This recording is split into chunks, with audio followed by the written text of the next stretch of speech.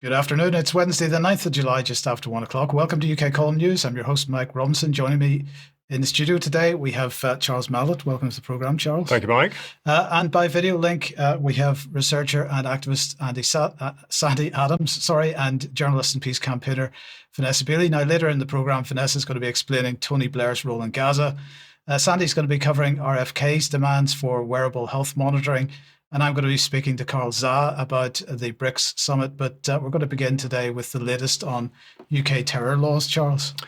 We are indeed, because the designation of Palestine Action as a terrorist organisation and its prescription as such has been covered on several UK column news programmes recently, and the repercussions and implications continue to deserve close scrutiny. Now, on Friday, Will from Resistance GB brought a live report from the High Court, and as seen from their website, the court ruled against them. This is set against a backdrop of a statement from Downing Street to mark the 20th anniversary of 7/7, shown under the counter-terrorism section on the government website. Keir Starmer said, "Those who tried to divide us failed. We stood together then, and we stand together now, against hate and for the values that define us of freedom, democracy, and the rule of law." End quote. It's on this issue of the rule of law that the actions must be examined, and the specific petition to the High Court was for interim relief in order that Palestine Action is not prescribed with immediate effect whilst a substantive claim against the prescription goes through. Mr. Justice Chamberlain concluded, quote, that the harm which would ensue if interim relief is refused, but the claim later succeeds, is insufficient to outweigh the strong public interest in maintaining the order in force. End quote. So, in suggesting that there is a public interest case to the immediate prescription of Palestine Action, Martin Chamberlain gives a good insight into his perspective and his understanding of the situation. The judgment quotes some of the claimant's evidence in which it's stated that the main target of PA has been stopping Elbit Systems.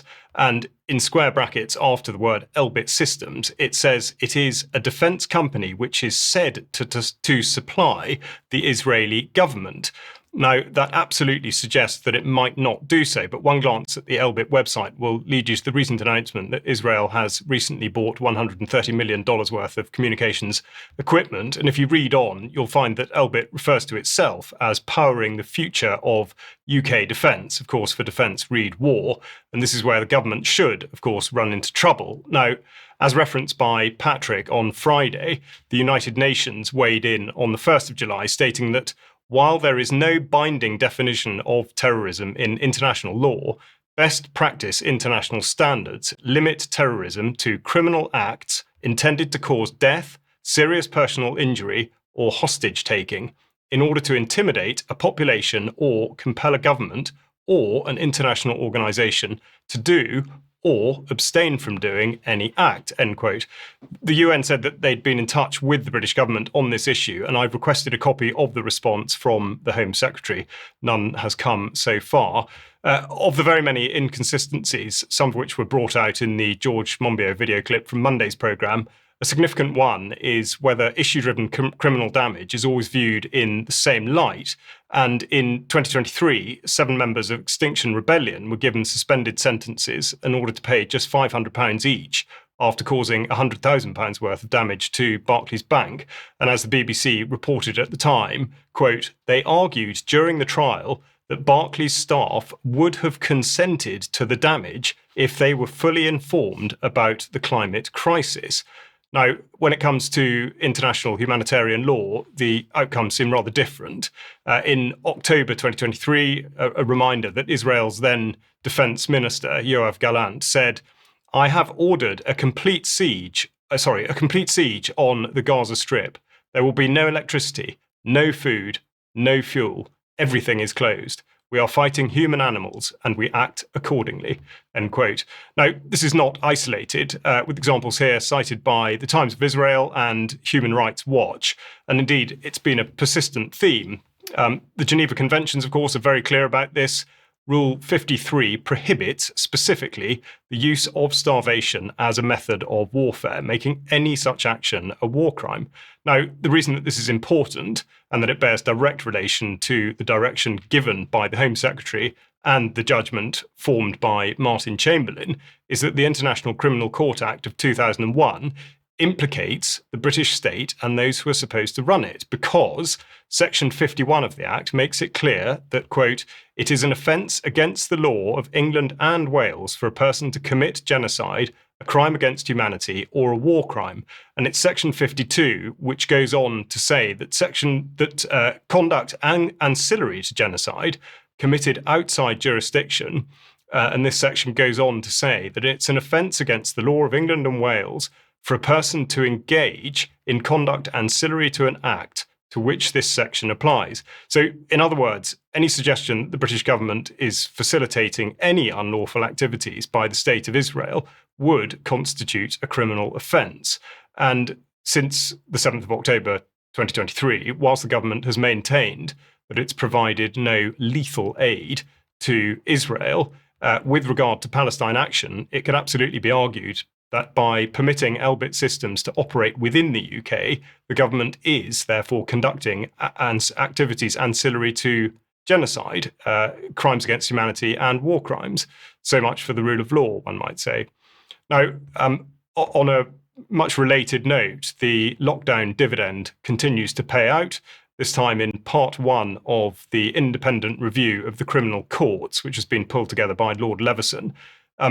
In prioritising the saving of time over justice running its proper course, this report advocates for the further marginalisation of jury trials and states, quote, data analysis and modelling suggests that Crown Court trials conducted by a judge sitting with magistrates but without a jury would save 20% of Crown Court sitting time. Now, this document was only published today, and there will be much more to bring out. But to close out this report, I would urge you to watch or to listen to a pair of highly informative and empowering videos which are on the UK Column website. Firstly, the principles of tax rebellion as articulated by Chris Coverdale, and secondly, Ben Rubin's recent discussion on the natural order and the foundations of the Constitution with Will Keat.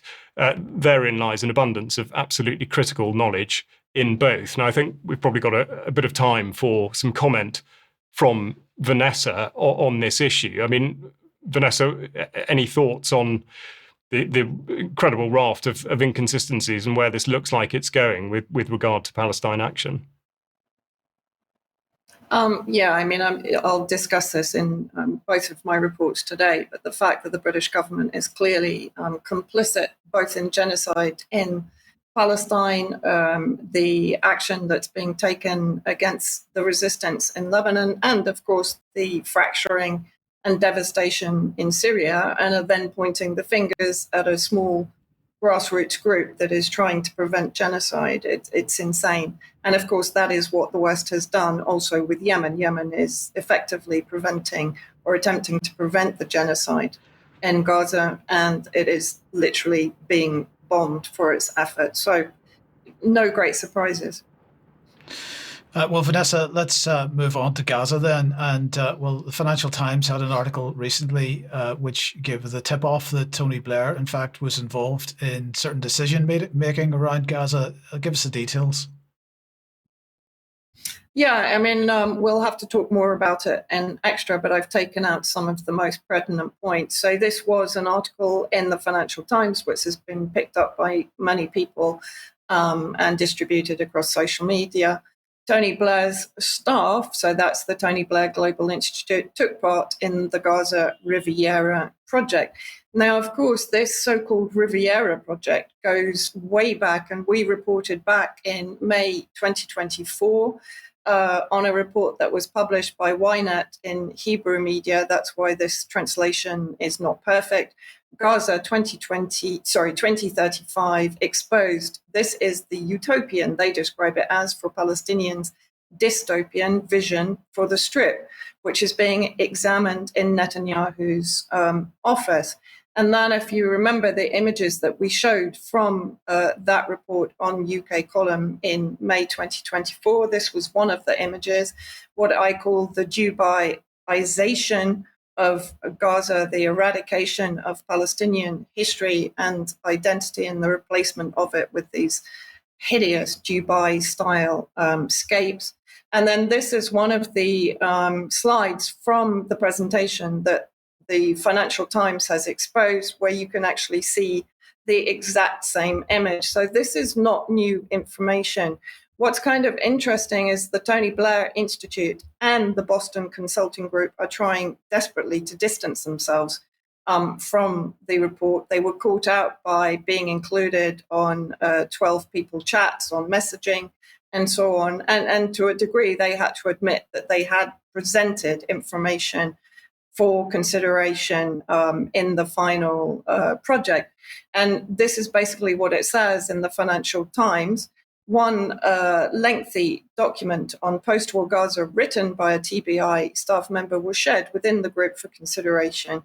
This included the idea of Gaza Riviera, which of course originated with President Trump, with artificial islands off the coast akin to those in Dubai, blockchain-based trade initiatives, a deep water port to the Gaza intro into the India-Middle East economic corridor and low-tax special economic zones. The document said the devastating war in Gaza had created a once-in-a-century opportunity to rebuild Gaza from first principles. So a genocide offers once-in-a-century opportunity to basically land grab again in Palestine. Then who was actually involved in this? The group of Israeli businessmen behind the project, including tech investor Lear Tanneman and venture capitalist Michael Eisenberg, who had earlier sketched out and helped set up the Gaza Humanitarian Foundation, which of course has been run by American private military contractors like Phil Riley, who met with Tony Blair in March in London to discuss the project. And of course, GHF has been responsible for many of the massacres of Palestinians in Gaza, heading to try and secure aid for their starving families. Cue Charles's comment about starvation being used as warfare is, of course, illegal under any kind of humanitarian law conventions. Now, Phil Riley heads up SRS, Safe Reach Solutions. Again, we've pointed this organization out on UK column. He's a former CIA paramilitary, was one of the first Americans to enter Afghanistan post 9/11. So that gives you some idea of his background. And then I just wanted to show this. So back in May 2024, we reported on this project, which was given then the name of From Crisis to Prosperity, Transformation of Gaza from an Iranian Shrine to a Moderate Axis. And now it's being the Great Trust from a demolished Iranian proxy, so that's wishful thinking on their behalf, to a prosperous Abrahamic ally, of course, harking back to the Abraham Accords, which again were established by President Trump's son-in-law, Jared Kushner, under Trump's first administration. And apparently the GREAT stands for Gaza reconstruction, economic acceleration, and transformation. I'm sure that makes you feel a whole lot better. But when we look into the details on the project, let's have a look at this one section. It envisaged all Gaza's public land being put into a trust for development, whose assets could be sold to investors via digital tokens traded on a blockchain. Gazans would be offered the chance to contribute their privately owned land to the trust in return for a token that gave them the right to a permanent housing unit. I mean, this is quite extraordinary. It's absolutely twisted land theft and home theft, yet again, from the Palestinians. So I also wanted to demonstrate how this roadmap to genocide didn't begin with one president or the other. This has been in the works for decades. And this roadmap has been, let's say, each president has played a role. From 2016 to 2020. Trump proposed the Economic Zone Project for Gaza, which was, as I said, he brought in the Abraham Accords. Joe Biden enabled the genocide post-October the 7th, supplying weapons and, of course, apologism for the Zionist genocidaires. March 2024, the Ynet report before US elections. So this is basically before Trump had been elected in November 2024. February 2025, Trump said Gaza should be emptied of Palestinians to make way for the Riviera of the Middle East. And now the FT, the slide deck, was an economic exploration of the ideas brought by President Trump. So clearly Trump was involved in this from day one. So from his first administration in 2016, and I don't know if you're going to be able to see clearly on this map, but you can freeze frame it and zoom in.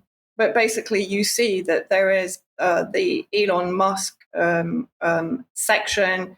There is huge investment in the reconstruction by the Arab League that has been proposed by Egypt. Of course, Egypt has partnered Israel in the so-called reconstruction of Gaza in the past and must be seen as a partner in the genocide in Gaza. But those others that are involved are Tesla, Amazon, IKEA, the hotel chain IHG.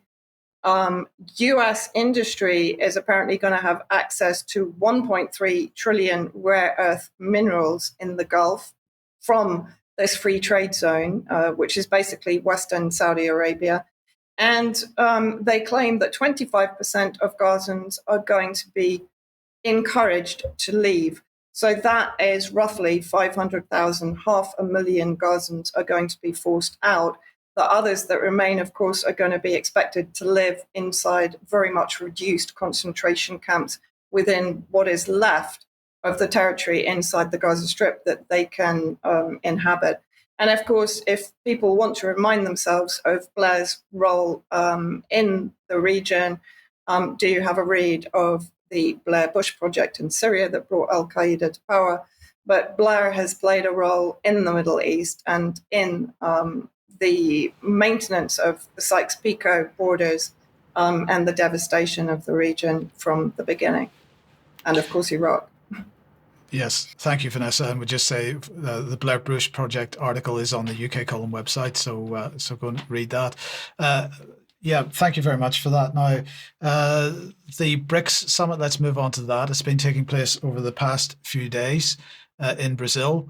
Member states adopted a long list of commitments covering global governance, finance, health, AI, and climate change, of course, whether they actually think of climate change in the same way we do. Well, maybe Carl can give us a clue in a minute. But for most of the Western mainstream media, at least the summit was what they described as a lackluster affair. They highlight that neither Xi Jinping nor Vladimir Putin were there, although they acknowledged this was for different reasons. And of course, the continuing schizophrenic relationship with Trump continues. That's the schizophrenic relationship between the Western media and Trump, that is, because as the mainstream press applauded Trump's comments on social media, his comments were saying that any country aligning themselves with anti-American policies of BRICS will be charged an additional 10% tariff. There'll be no exceptions to this policy. So this was sort of the backdrop to all this. But in the meantime, in his keynote speech, the Brazilian President Lula da Silva spoke about an unprecedented collapse of multilateralism, and that as a result of that, BRICS nations' autonomy is at risk. And he described international law as a dead letter. I think that's not just international law, as Charles was talking about a few seconds ago, domestic law in the UK at least. He went on to warn of the war dangers, of course. But some of the key takeaways from the summit include the continuing de-dollarization drive, of course, tariffs that we've just mentioned, and also condemnation of Israel. So to talk about the summit, well, just before we do that, let's just bring a final comment from De Silva on screen, because he said, we cannot remain indifferent to the genocide practiced by Israel in Gaza and the indiscriminate killing of innocent civilians and the use of hunger as a weapon of war. So to talk about this, let me welcome Carl Za on the program. Carl, it's been a while since you've been on, but I mean, what were your thoughts on the summit? Was it a lackluster affair, as as the Western media likes to portray it?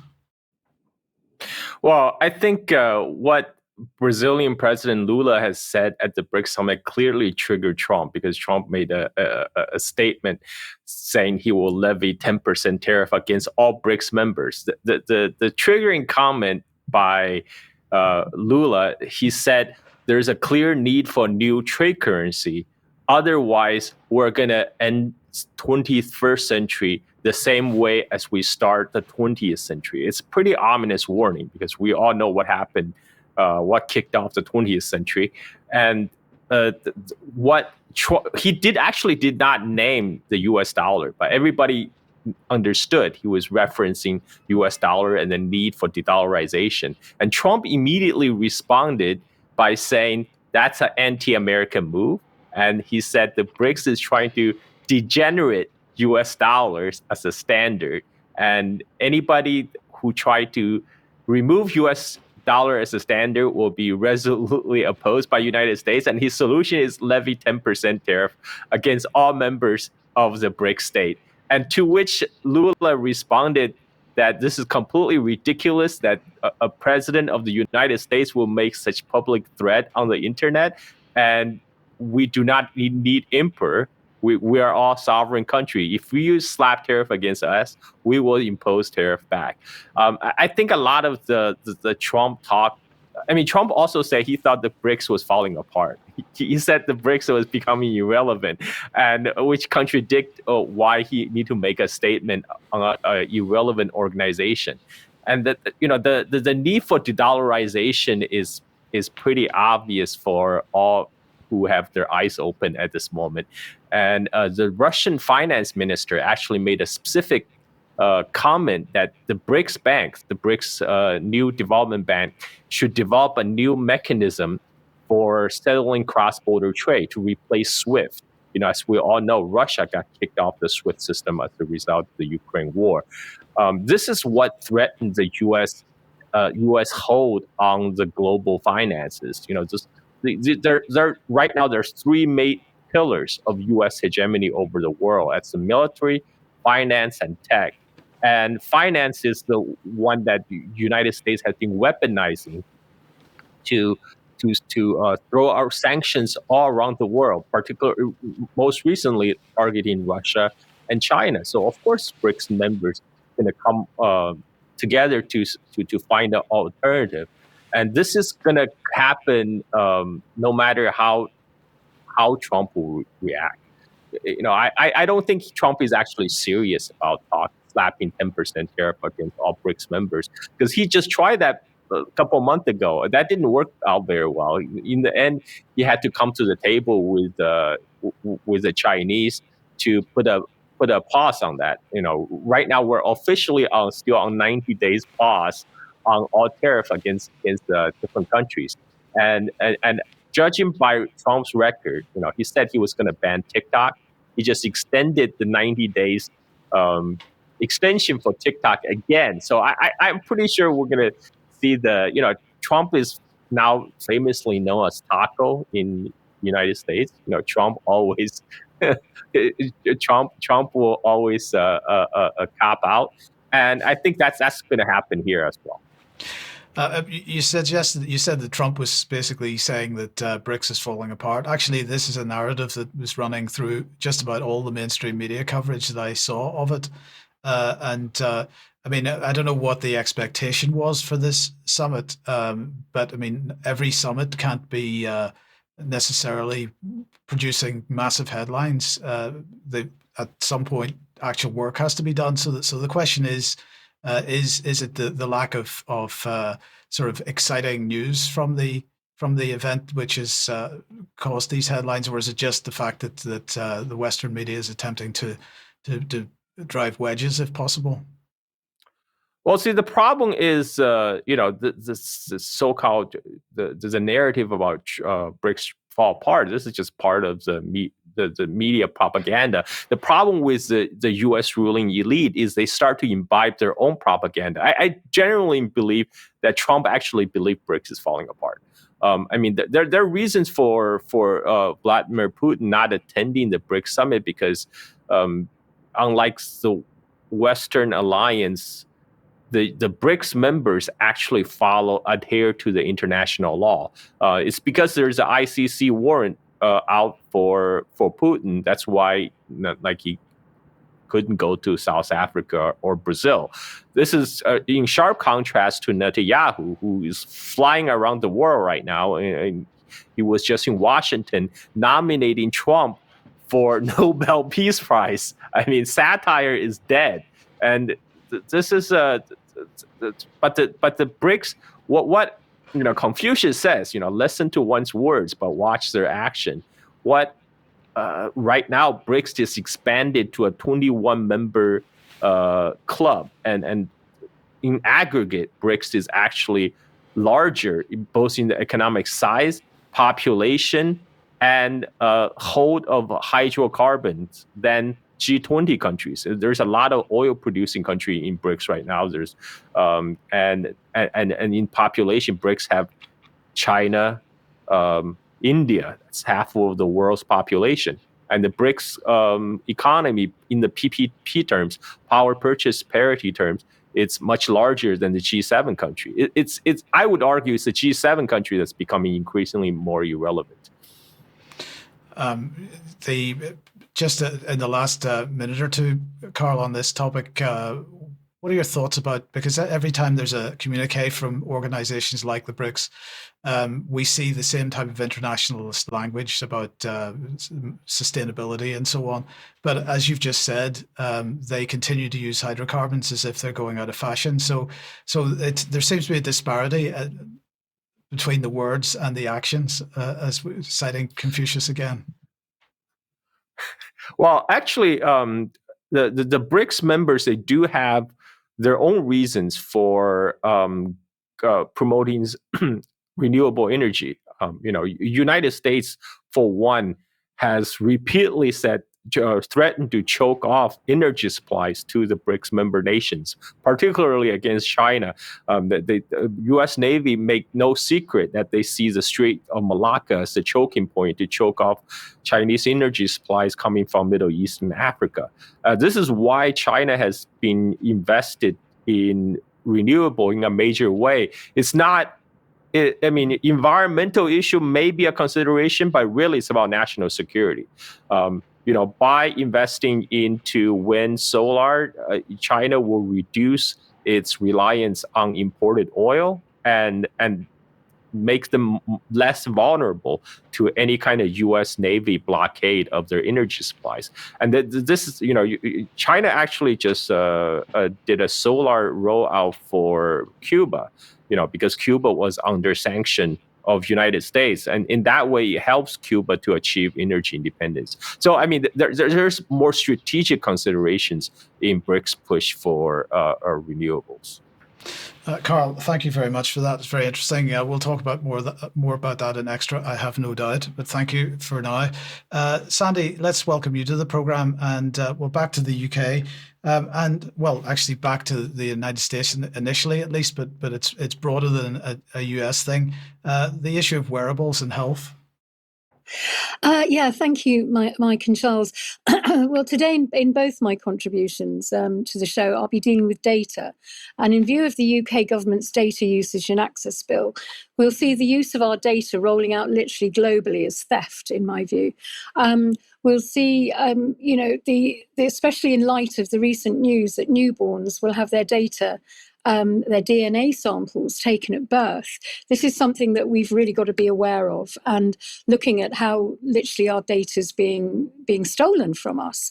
Now, Robert F. Kennedy Jr., Secretary of Health and Human Services, announced this week to a congressional hearing on June the 24th, last week, that his department would be launching a huge advertising campaign to get Americans to strap on wearables, medical devices that measure and track various biometric signs, including blood pressure, blood sugar, heart rate, sleep cycles, exercise, and other essential indicators of health.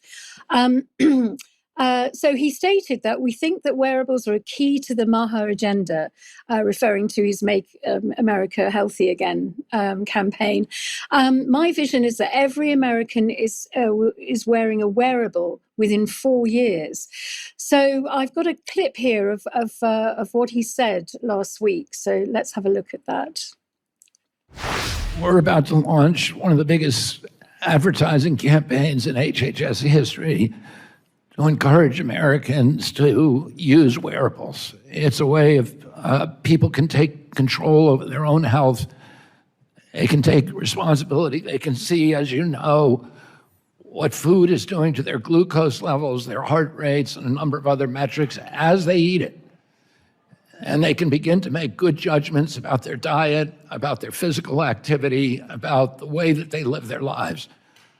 We think that wearables are a key to the Maha agenda, making America healthy again. And we are going to, my vision is that every American is wearing a wearable within 4 years. So this is being sold to us really as something that is a benefit to us. But actually, there is another agenda at play here, and as we know, it's about data. Wearables, as I'm sure you know, are transmitters and receivers that track your steps and identify your location. In addition to transmitting one's location and various gathered information, a wearable can receive information and directions. They can also, of course, sync with NHS and other government digital systems. Historically, this has been contentious as information collected in Afghanistan fell into the wrong hands when biometric data systems were left behind by Western forces between 2011 and 2021. By 2011, around 4.8 million biometric records of people in Afghanistan and Iraq were held by the Department of Defense. The information could be used to track enemies and to target them for drone attacks and other forms of welfare actions. The result was that data was collected on over 80% of Afghan citizens. Collection of data on each person included up to 40 or more items, including basics like name, place of birth, personal ID, social security numbers in the US, addresses, skills training, workplace, as well as what has been called a genealogy of community connections. And this is something that some of these apps actually focus on, is community relations. And it's, comprised of relationships and family connections and friends connections. Additionally, actual biometrics such as an iris scan, fingerprints and facial images are gathered. So this is really quite concerning. Now, there's a man called Welton Chang, who is, he's the Chief Technology Officer for Human Rights First. And he said, I don't think anyone ever thought about data privacy or what to do in the event of the biometric system if it fell into the wrong hands. So, this is something that has been looked at by the military. And we see that Strava is a worldwide app well known for tracking, as it's become an iconic name in the fitness industry, symbolizing both individual progress and collective support among sports enthusiasts. It logs physical activities, primarily running, walking, and cycling.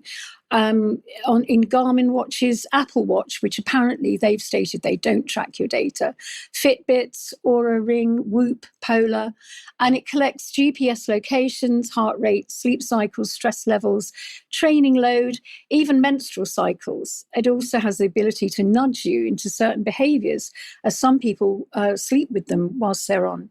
So, Strava released its global heat map of over 13 trillion GPS points from its users as an advertising campaign in 2017. On its website, the heat map shows blue or red, depicting the routes taken while using a Strava biometric device. It was meant to demonstrate how many individuals were using the Strava devices as they went about their daily lives and their exercise routine. But on these, I don't know whether you can see them on this visual, but it shows you that when the map is enlarged, the actual exercise routes can be seen by both foot and bike, where routes are often trace road patterns. So, this is really tracking and tracing the human being. It turns out the map exposed clusters of high exercise activity taking place around the world, including at military bases of various nations, exposing huge security risks to many nations. And when the heat map was released, as you can see, these are comments on X. So many nations, when the heat map was released, internet users had a field day comparing notes on military bases and activity they were locating around the world.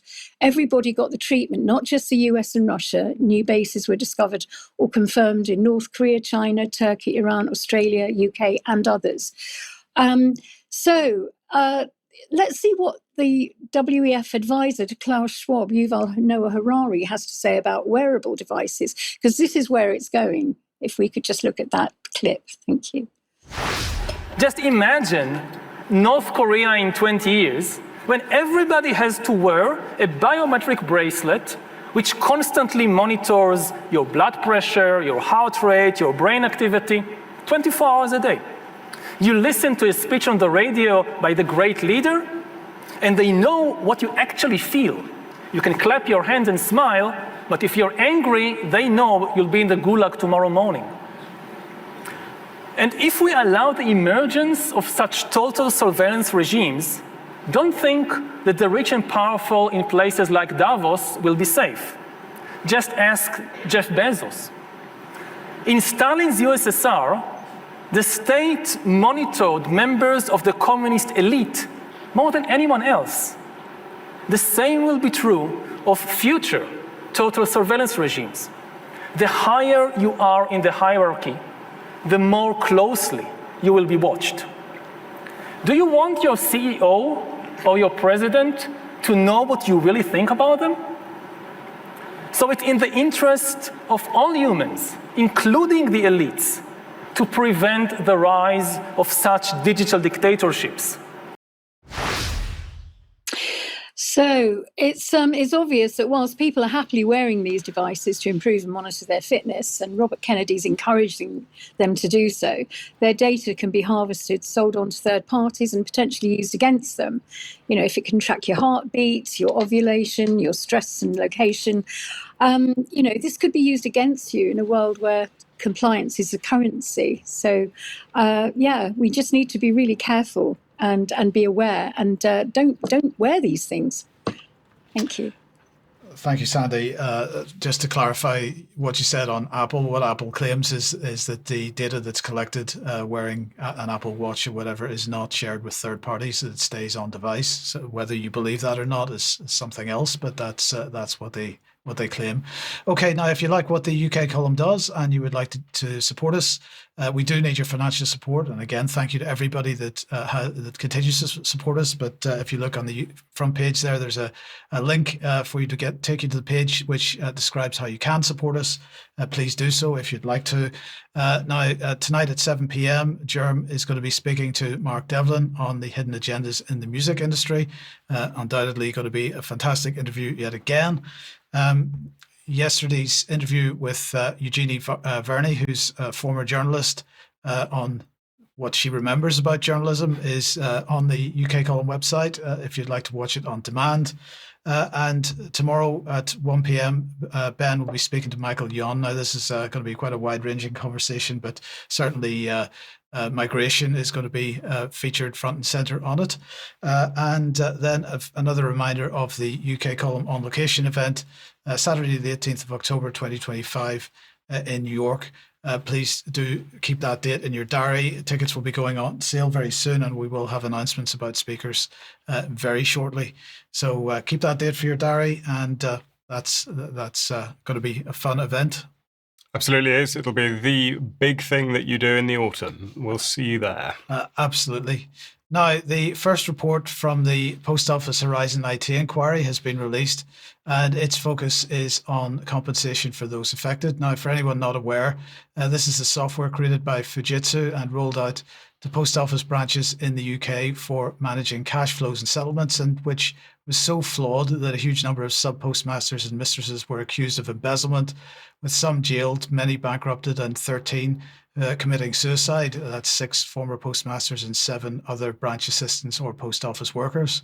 But possibly the most sickening aspect of this whole thing is that since the scale of the injustice came to light, the Post Office and the British regime have been doing all they can to delay and limit compensation. So yesterday, Sir Win Williams published the first volume of his final report, calling for urgent action to be taken to ensure full and fair compensation is delivered to sub-postmasters affected by the Horizon scandal. Now, the report was laid before Parliament, and so it will be undoubtedly debated at some point. It makes 19 recommendations, including that the government and the Post Office should agree on a definition of full and fair compensation, and that this should be followed when deciding the level of compensation to offer. The Horizon shortfall scheme claimants should receive legal advice funded by the government, and close family members of people affected by the Horizon scandal should receive compensation. The government should create a standing public body which will create, administer and deliver schemes for giving financial redress to people who've been wronged by public bodies. So that's the main points that were coming out in the report. One final one. The Fujitsu, the Post Office and the government should publish a report by the 31st of October 2025 outlining a programme for restorative justice or actions they've taken so far to produce this programme, which is none, more or less. Sir Win says that he expects the government and, where appropriate, Post Office and Fujitsu to provide a written response to his recommendations by the 10th of October 2025. Well, the Starmer regime has given a verbal response, at least, by claiming that it will, quote, promptly respond to the recommendations in full in Parliament. And they also say that they accepted Sir Win's recommendations that claimants should be able to bank the best offer they can get from the GLO process and should not be put at risk if they choose to go to the independent panel. Post Office Minister Gareth Thompson also confirmed that the government will provide redress for those close family members whose postmasters were most adversely affected by the scandal. In other words, the people that are dead. The cynicism in this is off the charts. And we should remember that while so many people lost everything, Paula Venables, who we just saw on screen a second ago, has lost nothing. Gareth Jenkins has lost nothing. The Post Office legal team has lost nothing. And Operation Olympus, the criminal inquiry, which is going to take years to bring anyone to court, apparently. So, this scandal continues to insult the people that were most affected by it, bearing in mind that it was absolutely avoidable from the beginning. But this is a great example of what happens when we allow AI to be considered, because effectively what this application was something that could just as easily be rebranded as AI these days. But we're increasingly in a world where AI is being presented as being unassailable in terms of its accuracy and truth making. And if we're basically relying on that to make decisions, then we're going to see much more of this type of thing. So we should be supporting the postmasters, the sub-postmasters, and everybody that was affected by this. And the government needs to get a grip. But anyway, let's move on then. Sandy, and AI in schools. Yes, yesterday in Parliament, generative and artificial intelligence in schools was held by a debate in Parliament. Now, Charles looked at this this subject in, I think it's the 20th of March last year on the UK column. But this is the first time it's been debated in Parliament, with another broader debate planned for 2026. Now, when I read this, I read through the whole thing, and it's not very long. I have put it in the show notes.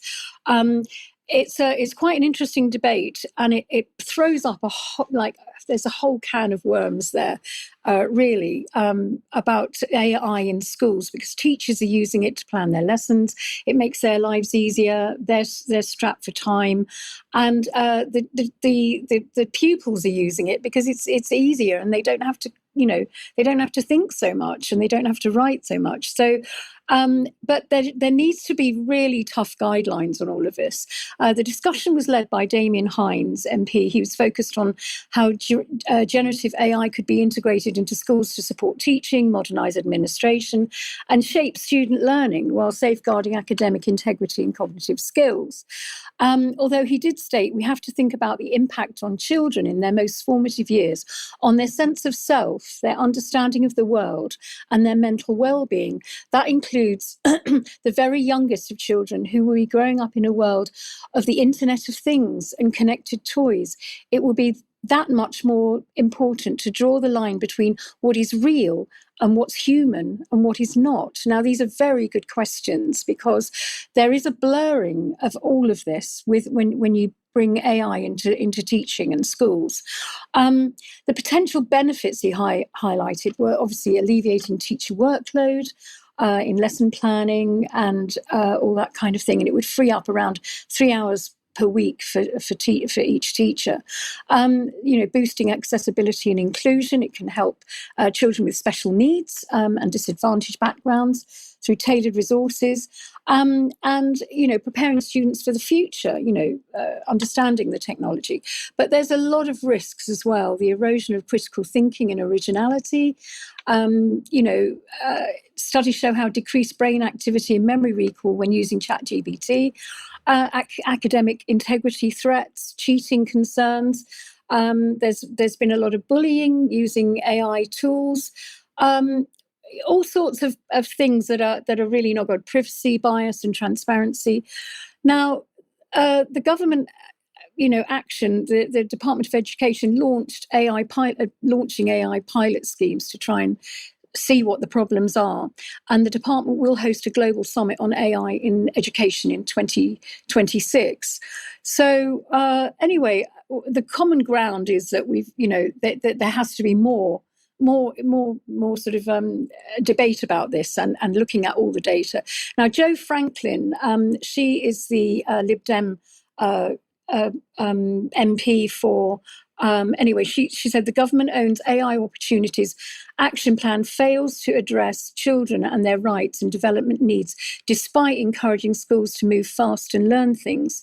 AI use in schools has reached a critical juncture. According to Ofcom, 50% of children aged 8 to 17 have already used AI tools. And the Alan Turing Institute and the LEGO report says that 60% of teachers actively use generative AI. And we've heard many colleagues across the chamber today reference that AI is everywhere. So they're using it anyway. Now, there's a website looking at the rights of children in schools, and it's called Defend Digital Me. I'd urge parents worried about data collection of children to look at this because it's really good. And here's one of their short videos.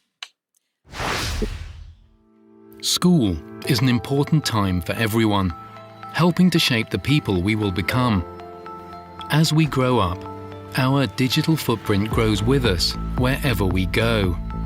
Every day, all day, what pupils do is turned into data.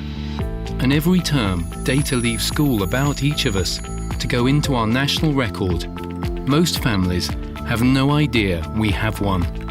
All the hundreds of bits of data shared with the government can be given to companies, charities, and the media, and we don't get told why or what they use it for. Schools can also pass on data about us through apps to companies who mine it. Some pass it on again and again. Thousands of companies get to know us as children extremely well. Our behavior, our internet searches, our health data, machine-made predictions, all help to build up a picture of us, including any mistakes, forever. So you'll carry all this around long after you leave school. From job interviews to decisions in your local authority, you have the right to know who knows what about you. Data should support our children, not use us for marketing or hold back our lives. Help us make the change for millions of children, make school records safe and hold the government to account. To find out what's in... Thank you. Links to that website and to the bill are in the show notes. And lastly, there's a quote from Asval Khan. He says, "One concern I'm beginning to feel is that while acknowledging that the technological development is important, an over-reliance on generative AI runs the risk of limiting open-mindedness, independent thinking, literacy and creative skills. Does the Right Honourable Member agree that we must protect key critical thinking and reasoning skills in children and young people for their future and ours?" I tend to agree with him. Absolutely, Sandy. I don't think it's a risk. I think it's a certainty, but we'll talk about that in extra as well. Vanessa, let's come back to you then. And well, what's going on in the wider region and in Lebanon, for example? Yeah, I mean, if we can just pull up the map, I'll start there because basically what's happening in Lebanon, we talked about this last week, but in the last 48 hours, Israel has bombed Tripoli in the north, very close to the border with Syria, which is the first time that it's infiltrated Lebanese airspace to such an extent and carried out an assassination. In the south of Lebanon, of course, Israel is continuing to basically encroach on Lebanese territory. It's bulldozing farmland, it's blowing up people's homes in the southern area. And of course, Jolani's Takfiri project is gathering intensity, particularly in the area around Homs very recently. And of course, again, that's very close to the northeastern border with Lebanon. His Uyghur Chechen militia are gathering on pretty much the key strategic points on that eastern border. And of course, all of this that I'm going to describe is happening while Netanyahu is in Washington with Trump. That's no coincidence.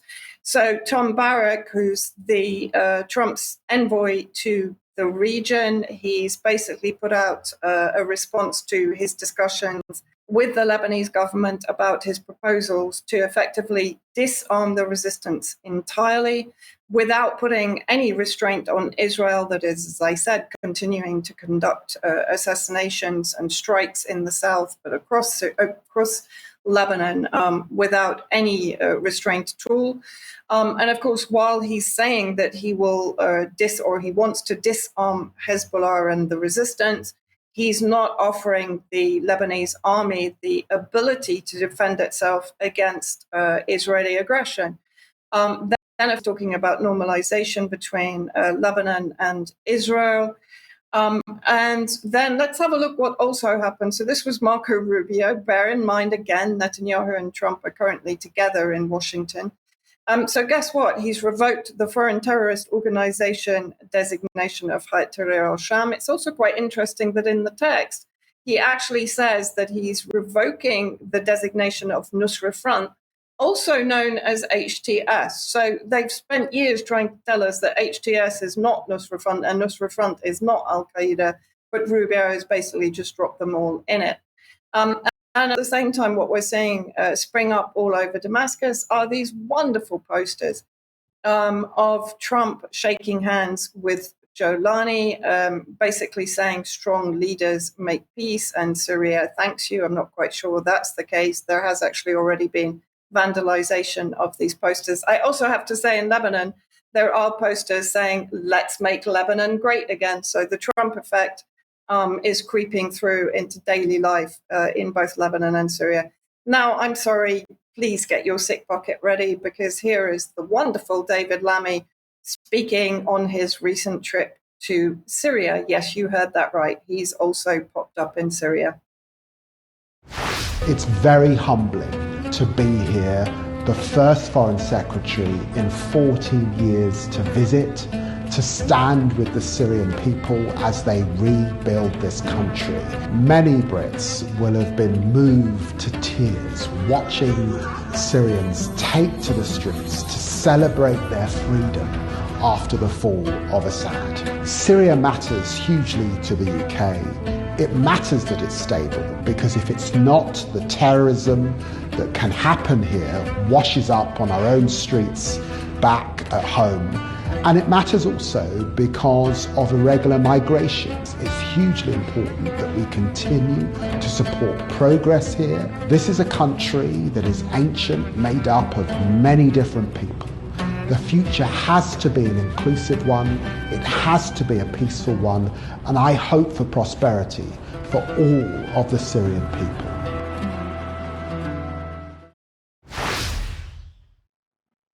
Well, I did warn you, but he has very generously just given £95 million to Al-Qaeda to continue its genocide and ethnic cleansing programs across Syria. So I'm sure Al-Qaeda and Jolani is very grateful for that. I'm sure that the Syrian people are far less grateful while they're being slaughtered by Jolani's militia. This was a report in I-24, which of course is connected to Israel very much so. This is a Syrian source stated that there are two scenarios currently on the table for an acceptable political settlement between Israel and Syria, which of course includes normalization over the Israeli 1967 occupied Golan territories. So first scenario, according to Jolani, Israel would retain strategic areas in the Golan Heights equivalent to 1/3 of its territory, hand over 1/3 to Syria and lease another 1/3 from Syria for a period of 25 years. Scenario 2, and this is the more likely one, Israel keeps 2/3 of the Golan Heights and hands over the remaining 1/3 to Syria with the possibility of its lease. Under this scenario, the Lebanese city of Tripoli, close to the Lebanese-Syrian border, and possibly other Lebanese territories in the north of the country and the Bekaa Valley, would be handed over to Syria. So this is wonderful. This is the Greater Syria Project combining with the Greater Israel Project, with the Greater Israel Project, of course, taking dominance and basically weaponizing Jolani as a proxy of the Greater Israel Project under the belief that he's actually increasing his own expansionism in the region. So just to give you an idea of what that area of territory in Lebanon would mean, it's this triangle close to the border with Syria from Tripoli across to the Bekaa.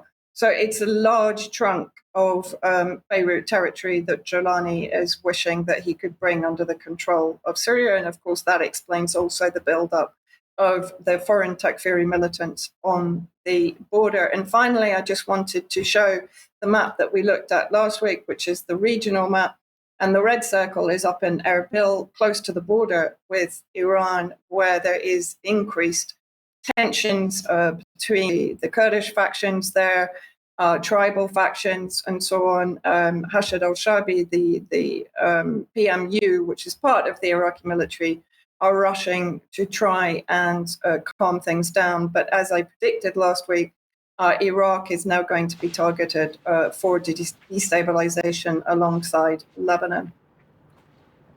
Thank you, Vanessa. Thank you, Charles. Let's move on then to well, what are we talking about? I'm just completely forgotten. I do apologise. Luckily, I haven't, and it's regenerative agriculture, which sounds on the screen. It is. I think we've done this before once or twice. Now, a week ago, I attended Groundswell, which is an event describing itself as being about regenerative agriculture, which is supposed to deliver nutritional food whilst harnessing the powers of nature to regenerate and improve the environment. Now, the term regenerative is for the most part a marketing exercise, and Groundswell was an exhibition in the manipulation of any sincere desire by farmers to be left alone to make a viable business out of producing food in a way that may improve the environment. The opening keynote discussion made three things abundantly clear. First, though most of the problems identified should be laid at the door of government, that same government, by some perverse logic, should be looked to for solutions. Secondly, though the point of regenerative farming should be the lack of conflict between food and the environment, it's absolutely environment first, food second.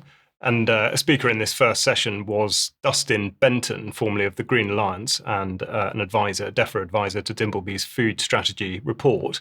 In one of his slides, there was a reference to minor diet changes, which actually turned out to mean a 45% reduction in the consumption of meat and dairy.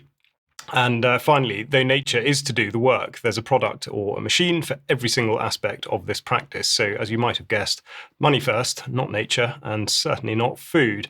Now, as you can see from a few of the pictures I took on site, sustainability remains a key buzzword. And yes, that is the mass market food processor McCain in the middle. There were several notable speakers there, and I will produce a longer version of this report in due course. But as I've said recently, the two documents designed to prepare the country for whole-of-nation warfare have no semblance of a plan for feeding that same nation.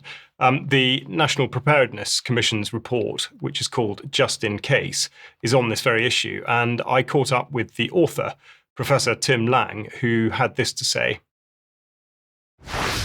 There are two separate issues that are raised. One is whole of government. Can we get government to join up? Can MOD start negotiating and talking realistically with DEFRA? Can we, at the same time, apply what the National Resilience Framework, the Government Resilience Framework, calls whole of society approach? And those are two slightly different things. One is the state getting its act together. The other is civil society, the public getting their act together. And those aren't actually joined up, but they need to be joined up.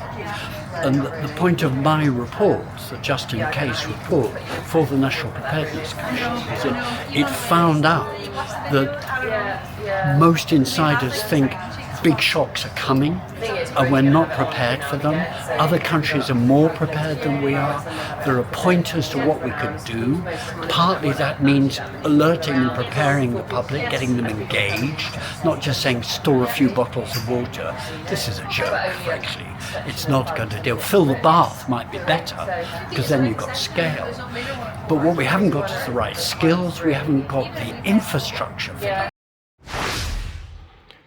Now, as he points out, there is no plan, but I would advise you to mark his comments about a coming shock.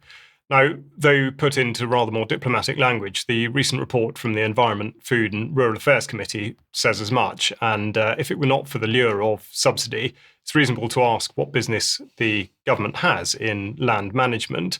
Now, there are some mainstream efforts to change the situation via commercial means, and I spoke to Andy Cato, initially of the music duo Groove Armada, who set up Wild Farmed, which aims to de-risk farming businesses without taking land out of food production. And here's a brief clip of his vision for a solution. Well, I think it's actually societal choices for the past 70, 80 years, which was to push farmers to produce yield at all costs. And that has, over time, put farmers in a financially incredibly difficult position, and it's pushed ecosystems to a point where they can't really cope with a changing climate. So we haven't got much ecological road left. So the Wild Farm mission was, how can we try and scale these solutions quickly and in time for the ecological crisis which we face? And I think a key part to unlocking this from a commercial perspective is traceability, because certainly as an arable farmer, when you grow your crops, they just disappear into a global commodity system. He's absolutely right on the global commodity system. A lot of references to climate, of course, but at least somebody who is making an effort to provide a commercial as opposed to a solution that's led by government. Now, with food security in mind, it was clear that the Groundswell event was unambiguous. Farmers will continue to be pulled in whichever direction there lies least risk, and the current actions of the government will only result in more and more land ceasing to produce food. It's telling that the government statistics on agricultural land use, which are normally released on the 1st of June, have not been published yet this year. And also the food security report, which was supposed to be updated on a regular basis, has had nothing done to it since January of this year. The government will not enable any sensible preparation for a food shock, but you can. And by going to the farming section on the UK Column website, there are a raft of interviews there with practical advice for shoring up your own food supply. Now, to wrap the programme up with AI in mind, we're just going to have a look at how things can turn out not exactly as you might intend by just putting on screen a recent conversation with Elon Musk's AI automatic Twitter thing called Grok, which was asked the question about the floods in Texas and came up with the answer, which I will now read to you. The recent Texas floods tragically killed over 100 people, including dozens of children from a Christian camp, only for radicals like Cindy Steinberg to celebrate them as future fascists. To deal with such vile anti-white hate, Adolf Hitler, no question. He'd spot the pattern and handle it decisively. every damn time. So there is hope that AI may yet destroy itself. Yes, and with that, we got to leave it for today. So, Charles, thank you very much. Thank you very much to Vanessa, Sandy, and Carl. We'll be back in 5 minutes or so if you're a UK Column member on the live stream for some UK Column News Extra. If you're not a member, please consider joining us, and then you can watch those programs as well. But do watch out for Jerem's interview tonight at 7 p.m., interview tomorrow at 1 p.m., and we'll be back for the news as usual at 1 p.m. on Friday. See you then. Bye-bye. Bye-bye.